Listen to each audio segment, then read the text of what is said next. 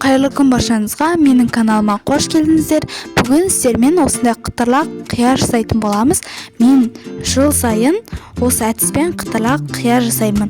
Атылмайтын жақсы рецепт жасап көріңіздер. Видеоның соңына дейін көрмес бұрын мені Instagram мен TikTok каналыма тіркелуді ұмытпаңыздар. Және де YouTube каналыма тіркелуді ұмытпаңыздар. Аптаның 3 күнінде, яғни дүйсенбі, сәрсенбі, жұма күндері жаңа рецептермен бөлісетін боламын. Ең алдымен қиярды осылай салқын суға 2 сағатқа салып қоямыз. Салып қойғаннан кейін осылай басқа ыдысқа осылай тазартып, жан-жағында мусорды алып, қолымызбен жақсылап жуып аламыз. Таза жаңа губкамен не щеткамен жуып шығуға болады. Тап-таза етіп жуылуы қажет. Көріп тұрғандарыңыздай жеке-жеке ысқылап жуып алдым. Видеодағыдай жан-жағында 2 шетін алып тастайсыздар. Тағы да салқын су құйып, тағы да 3 сағаттай тұру қажет. Бұл жерде суда көп тұру себебі қиярдың ішіндегі газы толықтай кетеді.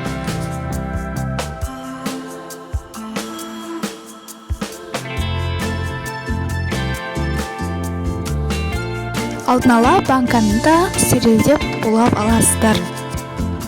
Енді менде осындай хрен жапырағы, осындай зонтик укроп, болгар бұрышы, чеснок дайындап алдым. Чесноктың басын ашып, ыстық суға салсаңыз, тез ашылатын болады. Енді банкіге хренді саламыз, одан кейін зонтик укропты саламыз. Сосын болгар бұрышын үлестіріп, 3-4 бөліктен салып шығамыз. 3-4 данадан чеснокты саламыз. Осылай қатты тығыздап, қиярды да саламыз. Себебі ыстық су құйғанда басылып қалады.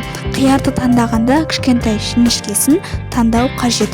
Үлкеннің ішінде ортасында дәні көп болып өсіп кеткен, және де дәмсіз болады. Осындай кішкентай огурцылар қытырлақ әдемі болады, тұз алатын болады. Барлығын үйлестіріп, сыймай жатса, қиярды 2-ге бөліп жіберсеңіздер болады.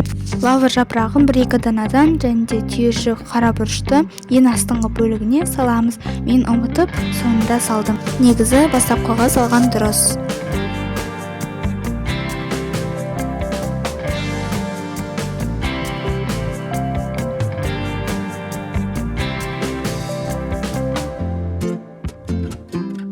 Бұл жерде 3 қайтара су құйып шығатын боламын. Суды алдын ала сықырлатып қайнатып аламыз. Толтырып барлық банкіге құйып шығамыз. Бетін жауып 20 минутқа қоямыз.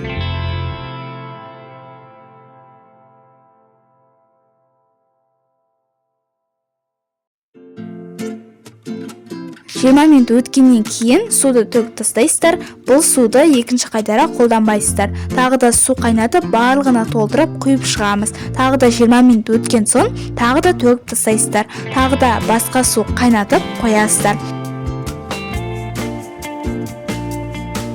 Осындай тұз, ірі тұз қосамыз. Ұсақ тұз алмаңыздар, оның дәмі шықпай қалады.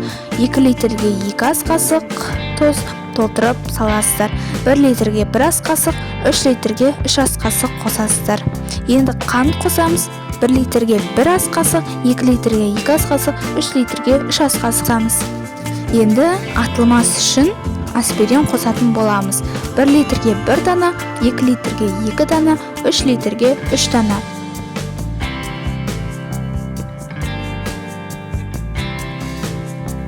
Енді 70% уксустан 1 литрге 3-4 тамшы қосамыз, ал 2 литрге жарты шай қасық қосамыз, ал 3 литрге 1 шай қасық құйып шығасыздар. Егер де қияр өз бақшаңыздікі болса, онда уксус қоспай қойсаңыздар да болады. Енді сықырлап қайнап тұрған суды құйып шығамыз, банкіге толықтай құйып шығамыз. Банкіні суытып алмай, тез-тез құйып шығу керек. Банкінің крышкасын мықтап бұрап бекітеміз. Осындай аспиринмен уксусты қоссаңыздар атылмайды. Банкіні жақсы стерильдеп, қиярды ұзақ салқын суға салып қойсаңыздар, қиярларыңыз атылмайды. Міне ішінде аспирин мен қантын еріту үшін осылай айналдырамыз. Бетін жылы жауып, 1 күнге қалдырасыздар. 1 тәуліктен соң банкі қоятын бөлмеңізге қоя берсеңіздер болады. Жасап көріңіздер. Егер де видео ұнаса, арнама тіркеліп, лайк басып, комментарий қалдыруды ұмытпаңыздар. Және де Instagram мен TikTok каналыма тіркелуді ұмытпаңыздар. Келесі кездескенше аман сау болыңыздар.